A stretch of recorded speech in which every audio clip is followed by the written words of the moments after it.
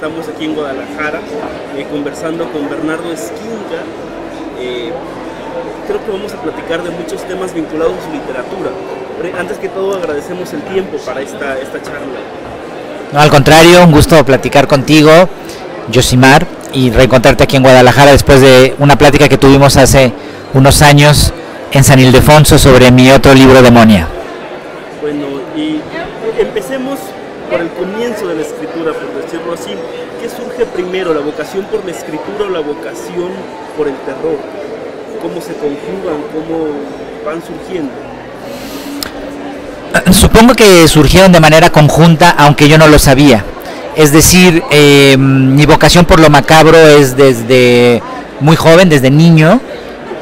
Me gusta decir que es un defecto de fábrica que traigo, es decir, nadie me lo inculcó, ni me dio un golpe en la cabeza y me caí de la cuna, ni nada así. Es decir, desde muy pequeño sentí una atracción por todos estos temas oscuros y macabros, pero a la vez también pues descubrí muy temprano el gusto por la escritura.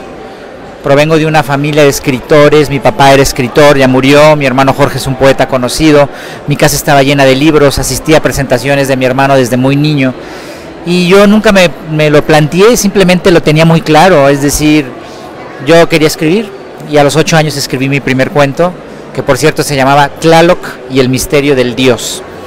Entonces, pues ya desde ahí incluso la obsesión por lo prehispánico, que ha estado presente en otros libros míos, estaba presente, ¿no? Y surgió, te diría, conjunta, pero creo que primero tuve la conciencia de que quería ser escritor, y hasta mucho tiempo después me di cuenta que era un escritor de lo macabro. Cuando yo escribo Los niños de paja, yo nunca me planteé escribir un libro de cuentos de terror. De pronto me di cuenta que lo estaba haciendo, y entonces dije, ok, pues esto es lo mío, me siento a gusto, como pez en el agua, en aguas turbias, y me seguí ya por ese camino, ¿no? Pero nunca fue premeditado, ni mucho menos. Menciono Los niños de paja porque es una trilogía junto con Demonia y Mar Negro, que es el libro más reciente, todos publicados por Almadía. Entonces así fue. Primero sí descubrí que quería ser escritor, y hasta mucho tiempo después, o sea, primero te hablo de los 8 años, y después te hablo de 2008, cuando se publicó Los niños de paja, que yo comprendí que lo que estaba haciendo era literatura de terror, y que poca gente la estaba haciendo en México, y que me gustaba abrazarla, incluso en contra de la crítica que suele denostarla, ¿no? Sino como ser congruente y fiel a mis obsesiones. Aquí hay un aspecto que me interesa. Viene una familia de escritores, pero de algún modo es el patito feo también, lo pienso desde la perspectiva temática.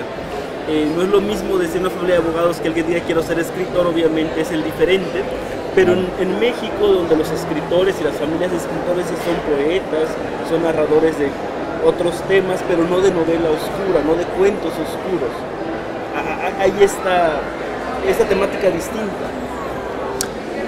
Sí, bueno, me gusta que menciones eso, porque incluso no solo para el que escribe, sino para el que lee, en ciertas familias es extraño. Un amigo contaba en la universidad esta anécdota que me parece muy reveladora también de lo que pasa en México con la lectura. Él estaba leyendo, tumbado en un sofá, y su papá pasaba y le decía, ponte a hacer algo.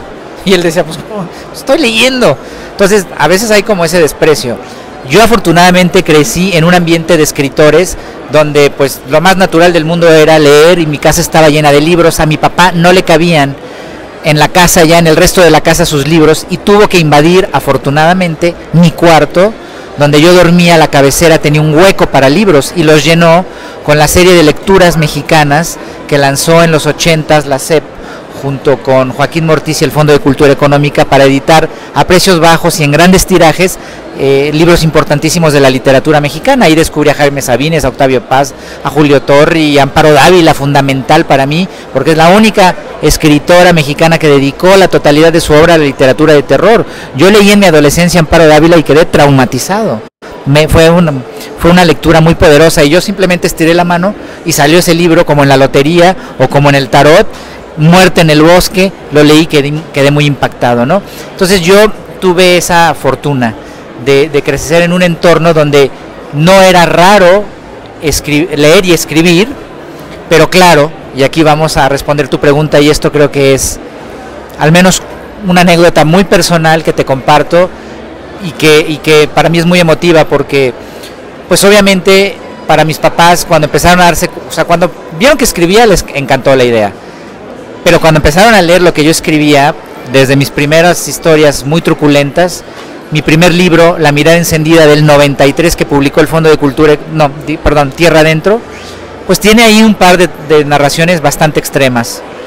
Mis papás ya murieron los dos, pero eran muy católicos. Mi papá era ministro de la comunión, mi mamá muy tradicional. Cuando me publicaron un cuento en la jornada semanal, imagínate, yo ya en la universidad, un cuento que se llamaba Lengua de la Penumbra, sobre vampiras lesbianas, y yo llego del puesto de periódicos feliz, para mí era un triunfo, la jornada semanal dirigida por Roger Bartra y José María Espinaza, y le digo, mamá, me publicaron en la jornada semanal, y me dice, a ver, y cuando no me arrebata, pero digamos, desplaza el libro de mis manos a sus manos, me cae el 20 y digo, ¿qué estoy haciendo? Este es el cuento de las vampiras lesbianas. Fue tragedia familiar. Mi mamá leyó ese cuento, se puso muy mal, porque ya te imaginarás cómo se alimentaban esas vampiras. No ahondaremos en eso. Es un cuento que está en Fábulas Oscuras, un libro que me publicó la UNAM hace muchos años, 96. Mi mamá se puso muy mal y yo me agüité, como decíamos en mis épocas jóvenes, porque no es que mi mamá despreciara mi literatura, yo no quería ofenderla, y ella se sintió muy ofendida y yo me sentí muy mal por eso. Me descolocó mucho esa experiencia, y mi papá, que era un poco más neutral, después me mandó a llamar y me dijo, escribes muy bien, pero ojalá no te claves en esos temas. Después seguí escribiendo cosas más extremas y, digamos, ellos murieron y ya no leyeron las cosas más torcidas que escribí, y no sé qué hubiera pasado, pero pues eso de algún modo plantea una respuesta a tu pregunta, ¿no? En la conversación anterior recuerdo que conversamos sobre la falta de tradición de novela negra en el caso de México, solo que ahora quisiera indagar por otro lado. Resulta que en México no se escribe novela de terror, se escribe muy poco. Sin embargo, es un país donde los muertos están presentes, donde las mayores tradiciones están vinculadas a la trascendencia, a los muertos. Las obras que son reconocidas de mayor calidad en México, como el caso de Pedro Páramo, es una novela sobre muertos, sobre las ánimas. Aura, por mencionar algunas. Sin embargo, se piensa que la tradición de la literatura mexicana no tiene registros de novela negra. ¿Cómo percibes esto? Mira, es un caso muy extraño México respecto a la tradición de literatura de terror, que yo me he preguntado muchas veces, no tengo una respuesta exacta, pero vamos a intentar elucubrar algo aquí. México ha sido históricamente un país donde la literatura realista ha imperado. Por lo menos de la literatura de la Revolución para acá, el realismo es muy fuerte en las letras mexicanas. A la par, el terror no ha gozado de mucho prestigio en nuestro país. La crítica, la academia lo denosta, les parece que es algo subgénero, ¿no? Cuando yo creo que hay géneros y solo hay literatura buena o mala. Pero ya se le denosta desde ahí, ¿no? Son los subgéneros: terror, ciencia ficción, policíaco, fantástico. Ya desde ahí hay una discriminación. Es raro hoy en día que tú veas que las grandes revistas de los intelectuales reseñen, ya no digamos bien o mal, le pongan atención a un libro de estos géneros. Está denostado. Entonces yo creo que ha habido este prejuicio que ha hecho que los mismos escritores, ya de por sí afectos a la realidad, hayan visto como algo que no vale la pena explorar el terror en la literatura formal escrita, cuando en la literatura oral, las leyendas de este país, en cualquier rincón de nuestro muy extenso territorio, es vastísima respecto a leyendas sobrenaturales que se cuentan de boca en boca. Todo ciudad, todo rincón de la República Mexicana tiene una leyenda de fantasmas, leyendas que se cuentan: el ahorcado, la casa embrujada, el tesoro, el muerto que cuida el tesoro. Las abuelas las cuentan, las nanas las cuentan, en las fogatas, las excursiones, en las escuelas. Hay una tradición muy rica. ¿Por qué eso no ha pasado de manera formal y decidida a la literatura escrita? Es un misterio. Yo creo por este prejuicio, porque se piensa que no es algo que puede alcanzar cimas altas, cuando en el ámbito anglosajón sí se ha demostrado que hay clásicos indiscutibles de la literatura universal que parten del terror. Bram Stoker haciendo Drácula, Mary Shelley haciendo Frankenstein, por mencionar dos ejemplos indiscutibles de literatura universal, y son novelas de terror.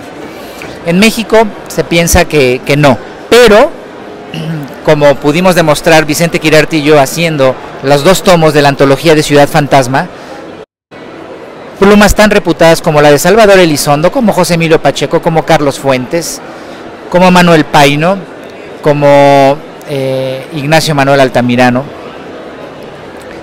Artemio de Valle Arizpe, han abordado y coqueteado con la literatura de terror de fantasmas, llevándola a las más altas cimas, ¿no? Entonces es una cuestión de prejuicio, creo yo, porque por lo demás es el país ideal para que abundara la literatura de terror. Tenemos una celebración del Día de Muertos única en el mundo. Los niños de 5 años van a ver a las momias de Guanajuato, hacen colas, y los adultos están más asustados que los niños. Por ponerte 2 ejemplos muy rápidos, desde la época prehispánica somos una mezcla muy peculiar de pensamiento mágico con religión, superstición. ¿Por qué no abunda esa literatura? Pues ya dijimos algo, pero habría que preguntarle también a algún crítico, a algún académico sesudo. A ver, digan por qué. Hace un momento que mencionabas tu primer cuento, a mí me llegó de inmediato, lo relacioné inmediatamente con Carlos Fuentes por una cuestión. Este relato que mencionaste, que se llamaba Tlaloc y el niño... Tlaloc y el misterio del Dios. Tlaloc y el misterio del Dios. Me hizo pensar en este relato del Chuck Moll, por ejemplo, y me preguntaba si el terror es una forma de acercarse a lo divino, al menos en la tradición prehispánica. Nunca lo había pensado así, y me gusta mucho que lo reflexionemos ahora. Y sin duda creo que sí. Es decir, como sabemos, el choque brutal de el mundo occidental con el mundo prehispánico, bueno, pues ya sabemos en lo que desencadenó, ¿no? En lo que somos tú y yo y todos los que nos están viendo o escuchando hoy en día, una mezcla de 2 culturas. Pero una cultura, que es la española, que sometió brutalmente a la azteca y que enterró a sus ídolos literalmente, y que lo más interesante es que años después, siglos después, estas esculturas empezaron a salir por sí mismas, y los antiguos dioses dicen, no nos hemos ido, ¿no? Por eso la Tlaltecuhtli salió apenas en 2006, cuando la casa de las Ajaracas se cayó solita, una casa de la colonia. Entonces, por supuesto que lo que ocurrió ahí es que los españoles sometieron a los aztecas y enterraron a sus dioses. Y lo que sabemos, porque lo cuenta Matos Moctezuma, entre otros, es que cuando encontraron a la Coatlicue en el siglo XIX, cuando mandaron a arreglar el piso de la Plaza Mayor, entonces la pusieron en la entonces universidad, donde ahora es el Palacio de Justicia, al lado del Zócalo, y los indios iban a venerarla y le llevaban ofrendas, y se asustaron muchísimo los españoles y la volvieron a enterrar.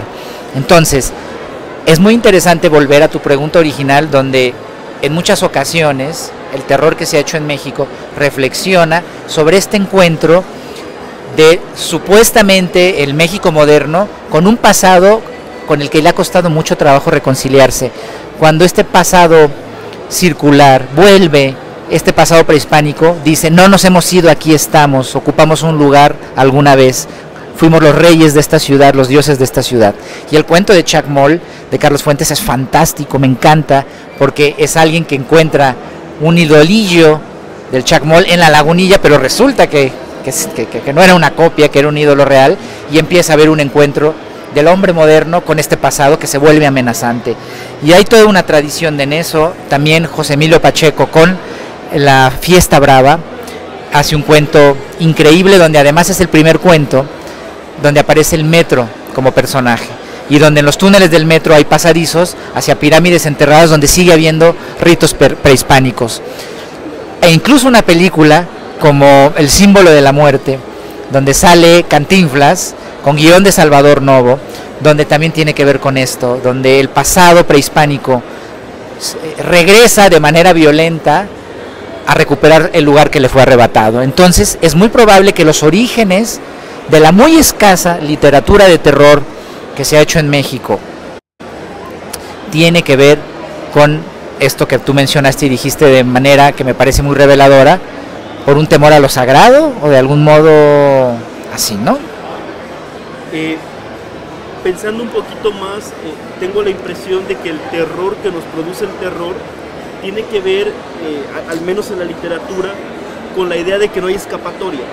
Y que es una idea, aquí ya no la planteo desde la perspectiva indígena, sino desde la perspectiva de los griegos, por ejemplo. El fatu, lo fatiri. No podemos escaparnos. Si yo leo los relatos de cualquiera de tus libros, encuentro eso. Uno quisiera encontrar de repente que el personaje se escapa, pero resulta que para que el terror se cumpla tienen que suceder determinadas cosas. Y es ahí donde quizá podríamos encontrar este miedo que nos produce adentrarnos en las temáticas del terror, de la novela negra. Sí, mira, digamos que haciendo un poco reduccionistas podríamos decir que hay dos maneras de terminar un relato o una novela de terror. El personaje se salva o se lo carga el payaso, como decimos coloquialmente. Hay relatos de terror que tienen un final feliz, entre comillas, donde el personaje escapa, y no por eso deja de ser inquietante, porque finalmente se libró de eso, pero el personaje sabe que ese peligro existe.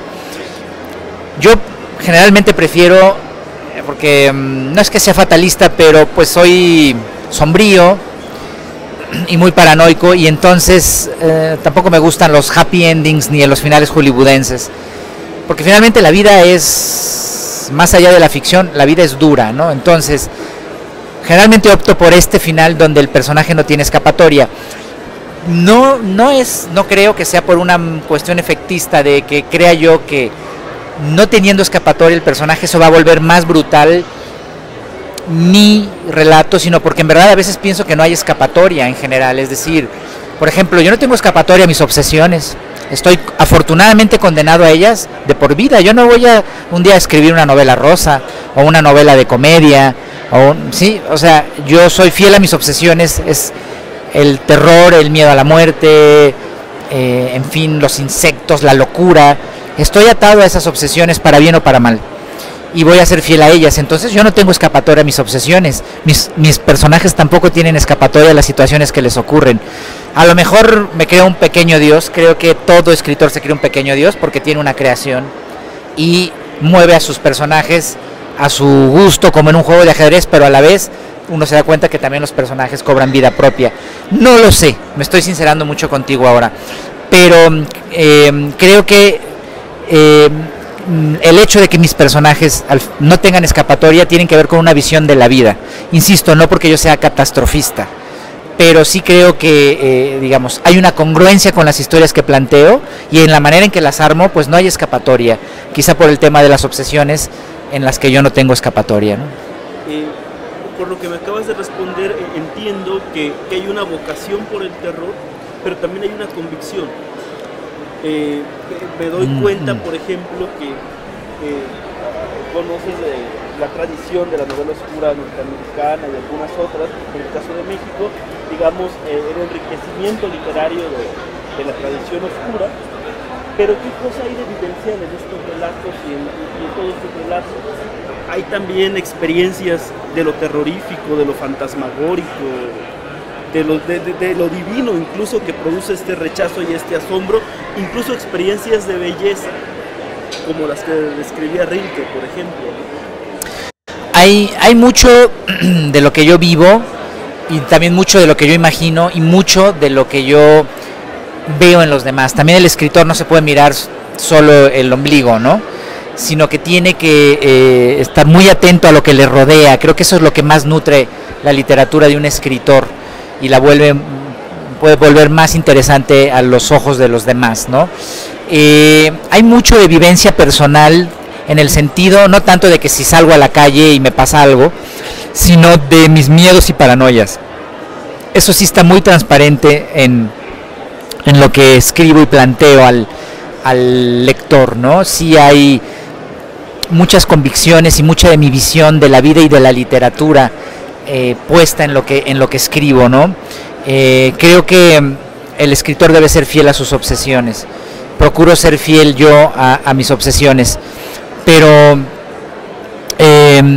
digamos que hay una mezcla, busco hacer una mezcla equilibrada de lo que voy como esponja absorbiendo, como detective un poco, como voyeur o chismoso, inmiscuyéndome un poco en lo que me rodea, en lo que sucede, con obviamente mis propias vivencias, ¿no? Lo que te puedo decir es que en concreto en Mar Negro, quizá es el libro más íntimo que he hecho de cuento.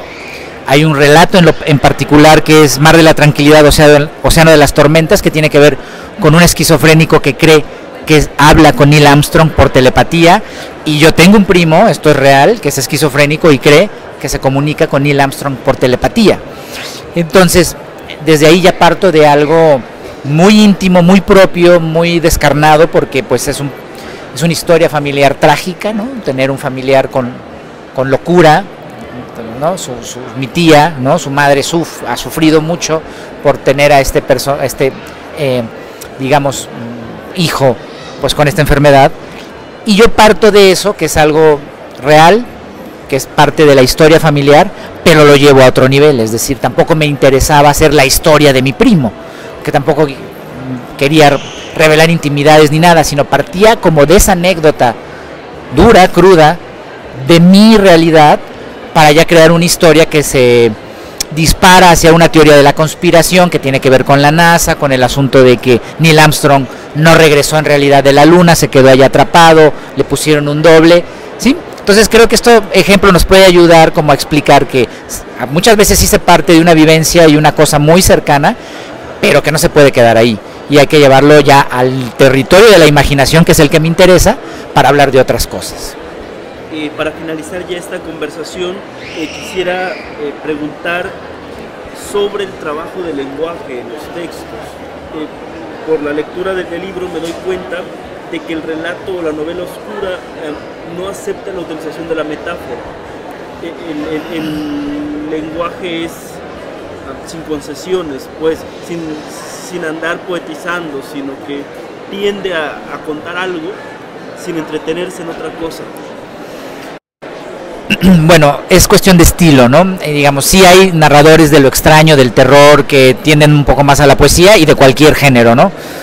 Yo creo que lo hago no porque sea terror mi género, sino porque es una convicción como narrador. No me gusta andar con florituras, no me gusta andar con experimentos, no me gusta andarme por las ramas. Me gusta ser directo y ágil con el lector, porque a cambio de eso, de que me lea rápido, le voy a dejar un sustrato de información y de carnita que meto en mis textos, que aspiro a que una vez que cierre el libro se quede dando vueltas. Es decir, con los misterios que cuento, con la información que cuento, a veces histórica, con los enigmas que no siempre se resuelven, con el sustrato que está más allá de la historia que se cuenta, digamos, con esta carnita que le meto, pues, de investigación, etcétera, a veces de visión de la vida, de ensayos, etcétera.